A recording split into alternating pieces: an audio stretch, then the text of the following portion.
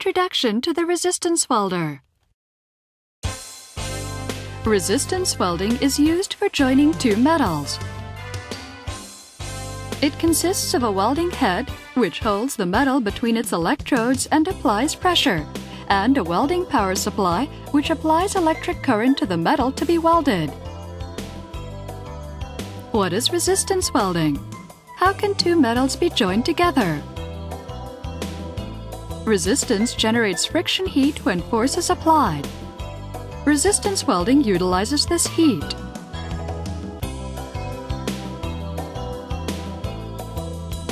Similarly, when electric current tries to move forward through two metals, heat is generated due to the resistance of the metal itself and the friction at the contact point. Resistance welding welds a metal to another metal utilizing this heat and pressure. Two metals to be welded are placed on top of each other and pressure is applied. In this state, electric current is applied.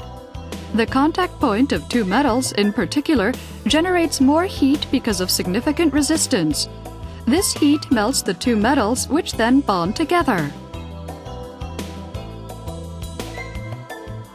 This method of joining two metals utilizing resistance heat is called resistance welding.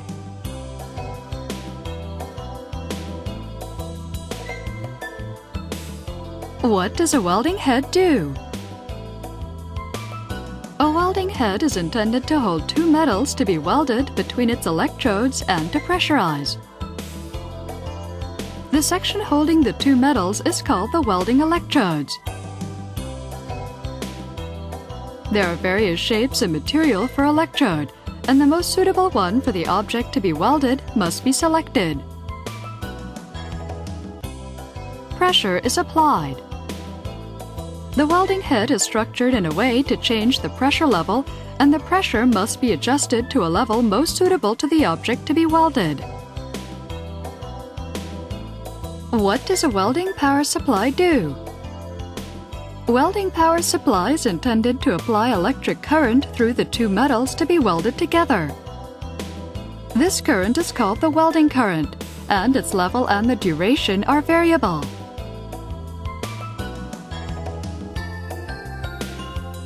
There are four methods to apply welding current. A method most suitable to the object to be welded must be selected.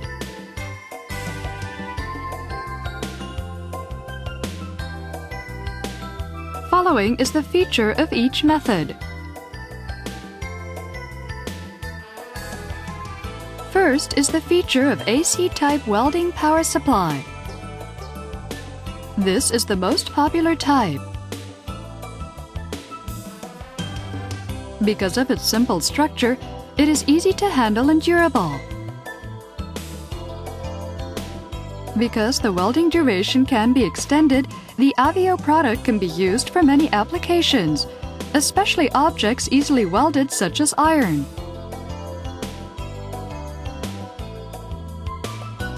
Next is the feature of DC-type welding power supply. This is a method whereby electricity is charged into the capacitor and discharged at once. Because a large current can be applied instantaneously, it is used for heat dissipation. Aluminum and copper are difficult to weld, but can be used in this process. Furthermore, because the energy is once charged into a capacitor, electric facility of the manufacturing plant can be small. The feature of inverter-type welding power supply. This is a method whereby AC current is rectified and converted to DC current. Because of high frequency, heat efficiency is good. Furthermore, as the current and the voltage are feedback controlled, stable welding quality can be expected. It is suitable for precision welding. And because repetitive welding at short intervals can be made, and the welding transformer is small-sized and light-weighted, it is suitable for incorporation into automated machines.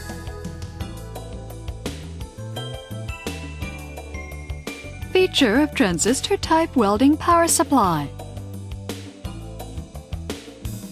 It is a method whereby a power transistor is used to directly control the welding current. As in the case of inverter power supply, the current and the voltage can be feedback controlled, and the waveform can be controlled as well. Therefore, the heat efficiency is the best among 4 methods, resulting in the stable welding quality, and it is most suitable for superior precision welding, such as the welding of extra fine wire. Introducing monitoring and control equipment. As described, the welding head applies pressure, and the welding power supply applies electric current. Avio has additional products such as a force gauge to measure the welding head pressure, a current monitor to measure the welding current. Furthermore, we offer a displacement gauge which measures the displacement amount at the time of welding. This completes the introduction to resistance welding.